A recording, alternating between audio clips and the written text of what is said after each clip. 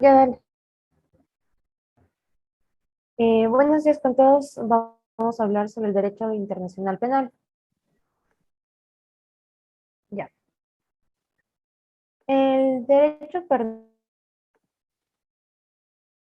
penal internacional nace de normas y leyes de los países quienes tienen en común el empleo efectivo de los derechos. El derecho penal internacional prohíbe cierto tipo de conductas consideradas graves, hechos que han marcado la historia como el genocidio, crímenes de guerra, crímenes contra la humanidad, crímenes atroces a los cuales se le ha incluido la violencia sexual. El Estado ejercerá su jurisdicción y castigará a las personas a quienes se le hará responsable cuando perpetren estas acciones.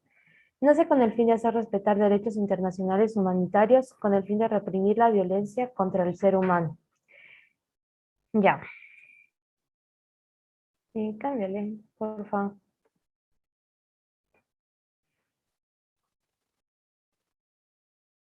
Ya, el derecho internacional penal nace con el Tratado de Versalles. Este tratado nace después de la Primera Guerra Mundial en 1914 a 1918. El cual fue un acuerdo de paz que se firmó en la ciudad de Versalles por más de 50 países. El primer culpable bajo este nuevo tratado fue el rey de Alemania, quien fue acusado de contraer crímenes de guerra y crímenes contra la humanidad, al ser responsable de la Primera Guerra Mundial. En este marco se intentó crear una jurisdicción penal internacional conformada por jueces de las principales potencias. Ándale. Ya. Se crearon tribunales y el primer tribunal fue el de Nuremberg y Tokio en el mes de noviembre de 1945 y 1946 de la Segunda Guerra Mundial. Se crean los primeros tribunales de Nuremberg y Tokio, que nacen con el fin de castigar crímenes como crímenes contra la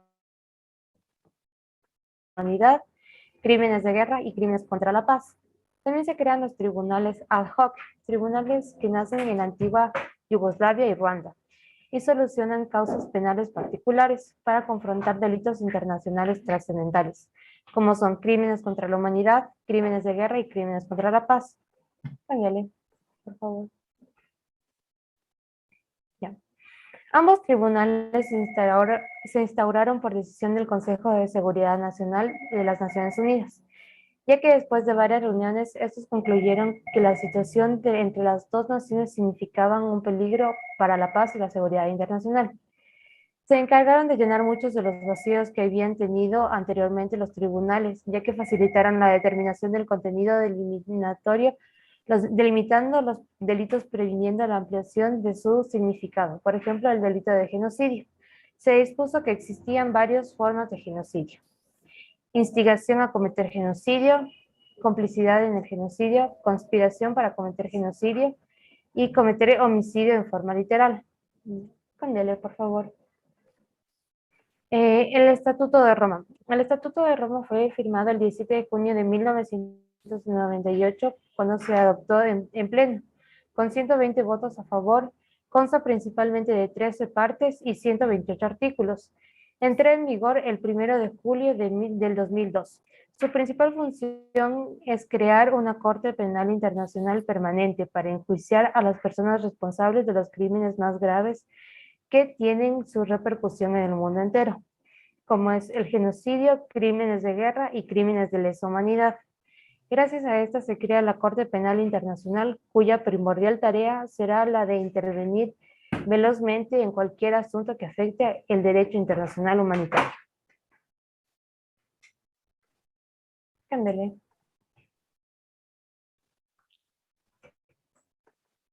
Listo, yo les voy a hablar sobre la responsabilidad penal individual. En la historia es posterior a la Segunda Guerra Mundial, se sembró la necesidad de advertir el concepto de responsabilidad penal individual en el ámbito internacional, así como su concreta aplicación. Estableció los criterios de responsabilidad internacional penal de los individuos basándose en los principios de derecho penal subjetivo y la individualización de la pena.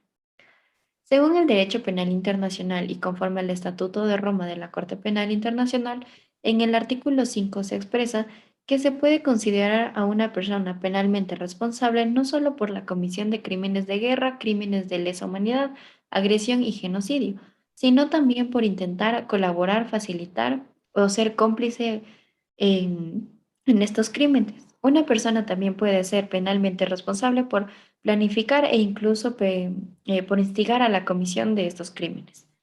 El principal tribunal, que es el de Nuremberg, estableció claramente la responsabilidad penal de cualquier individuo por crímenes internacionales y nos menciona que toda persona puede cometer un acto que constituye un delito en derecho internacional penal y es responsable del mismo. Esto se sujeta igual al artículo 6, numeral 1 del Estatuto de Roma. La subjetividad internacional del individuo es un componente sólido en el que el derecho internacional moderno está tanto para la protección de derechos como para la aplicación de las sanciones. Los crímenes pueden ser de tal magnitud y de tal radio de repercusión para la normativa penal interna de una determinada nación que resulte ineficaz la sanción al responsable o, peor aún, que sea inútil el resarcir a la víctima, por lo cual se necesita la intervención de la comunidad internacional y sus distintas instituciones que dan tratamiento a los crímenes más graves. Según el Espinosa Carrión, nos menciona que el concepto de la responsabilidad penal individual consiste en que no solo las personas como son sujeto de protección de un derecho internacional, sino que también son individuos que mientras gozan estos derechos que son inalienables deben cumplir con una responsabilidad imperativa. En cuanto a la responsabilidad penal estatal, fue discutida y descartada durante los trabajos preparatorios para el Estatuto de Roma. En constante de esto, en la última década, los estados como Francia y España incorporaron a su derecho interno la responsabilidad penal de los estados como una ficción necesaria para salvaguardar el derecho. En cambio, la Conferencia de Presión Diplomática del Estatuto de Roma aprobó el artículo 25 en el cual reactificó esta responsabilidad internacional, tanto de los individuos como también que se podía agotar los regímenes de responsabilidad internacional en los estados. La violación del derecho penal internacional también puede ser el resultado de una omisión, pues para el sistema que sea eficaz, los estados deberían ser considerados responsables cuando omitan tomar las medidas oportunas para evitar que sus subordinados cometan violaciones graves contra el derecho internacional humanitario. Por lo tanto, deben ser considerados penalmente responsables por las actividades de crímenes en las que no hayan contribuido personalmente. La CDI o Comisión de Derecho Internacional ha señalado que no es posible asimilar el derecho y deber reconocido a los estados. Esto se refiere que a la sanción de los individuos como autores de los crímenes internacionales bajo su competencia, es decir, sus ciudadanos cuando cometan algún crimen, con una forma especial de responsabilidad estatal de carácter penal. Solo cuando el Estado invoca la inmunidad para uno de sus órganos y pide una jurisdicción extranjera, no persigue penalmente la función del cuestionado, sino del Estado. El Estado concierne, asume y la responsabilidad de este por todo acto internacional ilícito cometido por sus órganos en el marco de la protección invocada. Pero aún en esta hipótesis, la responsabilidad del Estado no adquiere una naturaleza penal, simplemente va a responder en cuanto él ponga la inmunidad a sus órganos o cuando tenga carácter de omisión, cuando sus subordinados hayan cometido violaciones graves contra el derecho internacional humanitario. Ahora, un ejemplo de esta responsabilidad penal individual.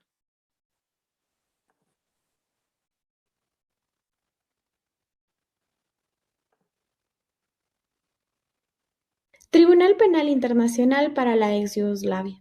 Caso Prosecutor versus Duško Tadić. Entre las partes podemos encontrar como actor a Prosecutor el fiscal Dražen Erdemović y como demandado al señor Duško Tadić, serbio-bosnio de 40 años, acusado y responsable de cometer múltiples crímenes en territorio de la ex Yugoslavia, quien, como podemos ver, era ex propietario de un bar y padre de 2 hijas.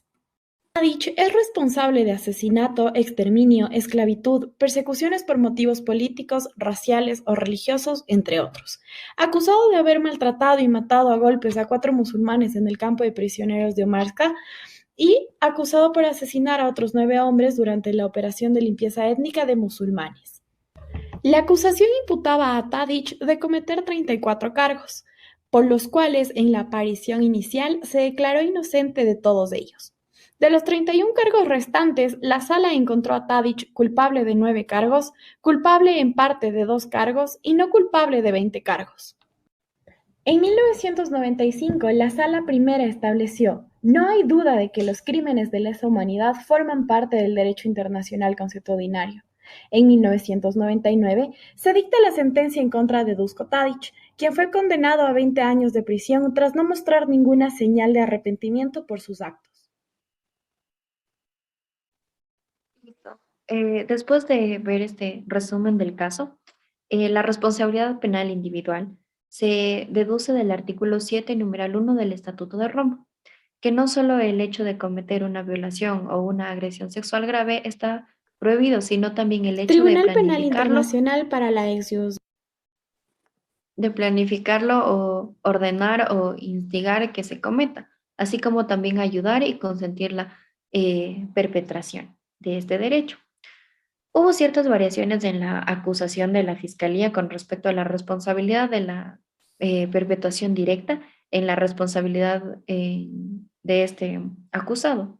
En respuesta a esto, Fiscalía solo acudió al artículo 7, numeral 1 del Estatuto de Roma y del Tribunal Internacional, archivándolo así el 35 de marzo, y la Fiscalía afirmó que no iba a juzgar al acusado por cometer una violación como perpetrador directo, sino se lo iba a acusar como por ordenar, planificar y consentir esto.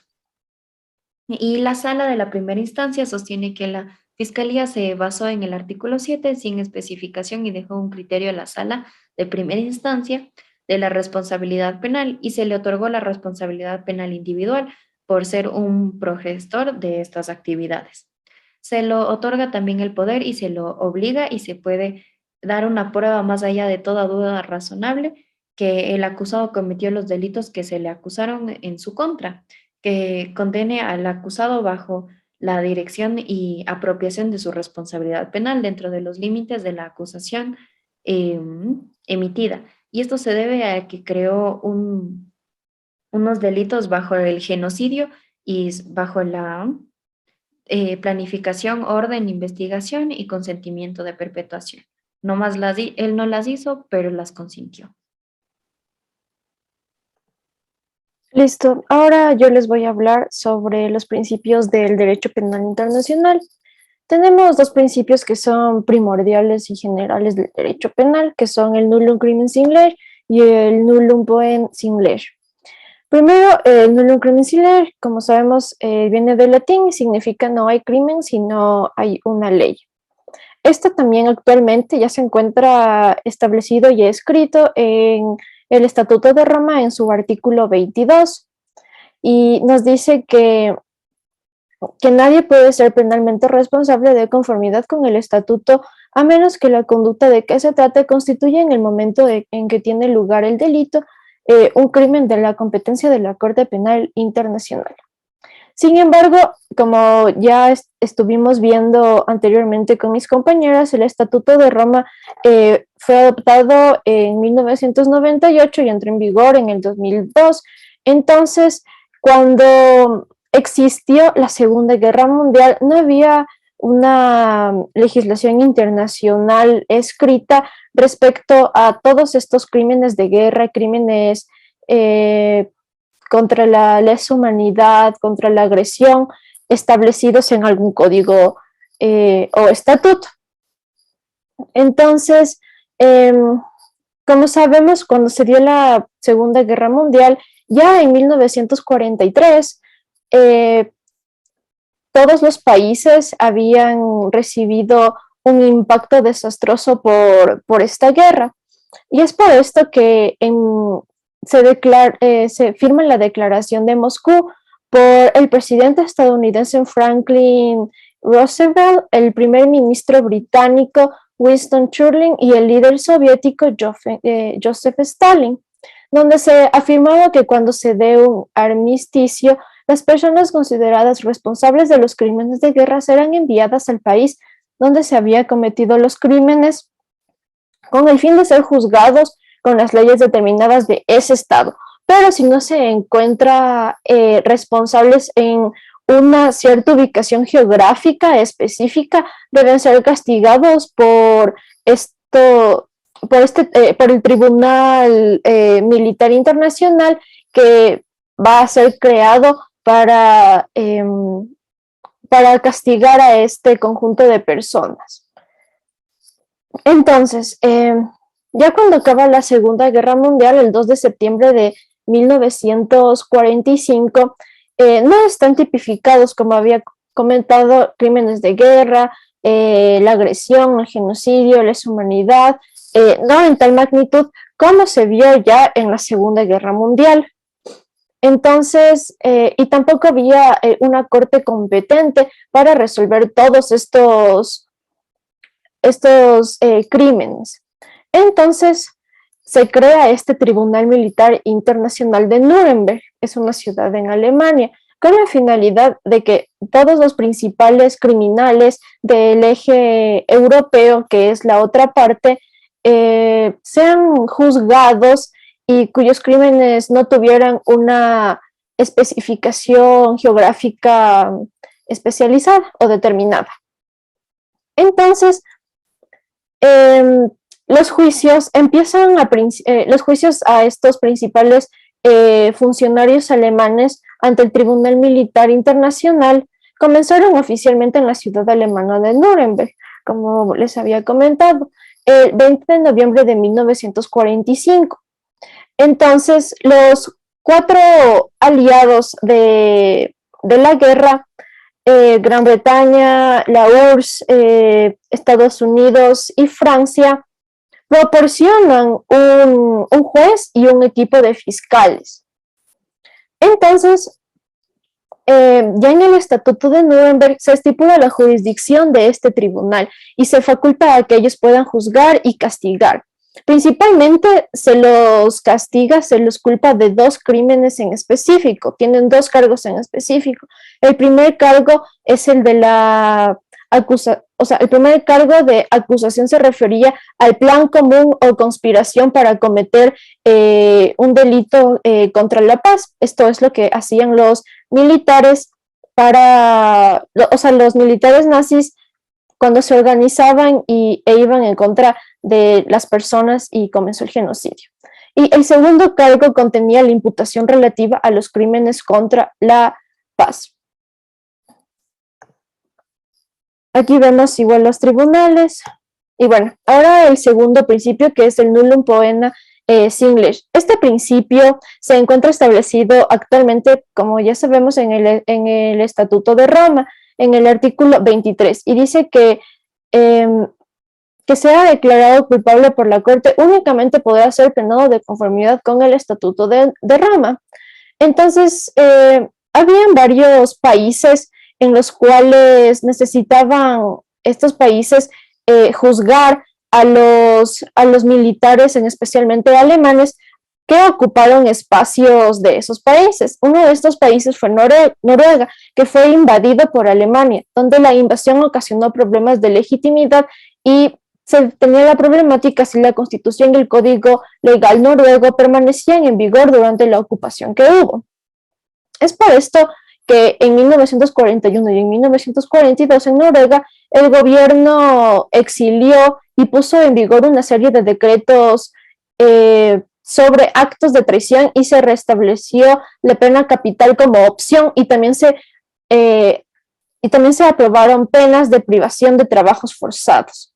En esto se da el juicio criminal Asiens de Karl-Heinz Hermann Clinch en 1946. Este juicio es verdaderamente destacable en esta problemática porque no había una pena establecida para él, solo los tribunales lo declararon culpable mediante los decretos que se estaban dando y algunas leyes legales que formaban parte del cuerpo legal de Noruega. Entonces, él tenía su abogado defensor y argumentaba que obviamente como actualmente se diría que fue ilegítimo la condena que él tuvo, porque los decretos provisionales se habían como que promulgado antes de la pena de esta persona. O sea, los crímenes que él había hecho son antes de que se había promulgado esto, entonces no debería tener una pena. Pero la decisión de los tribunales a los que él fue fallaron en que se tendría que ir en contra, o sea, se tendría que ir a la pena capital de esta persona, porque mató y torturó a 18 noruegos. Entonces, el castigo que se le dio a este criminal de guerra fue la pena capital, y fue también no solo con él, sino también con varias otras personas. Eso es todo. Muchas gracias.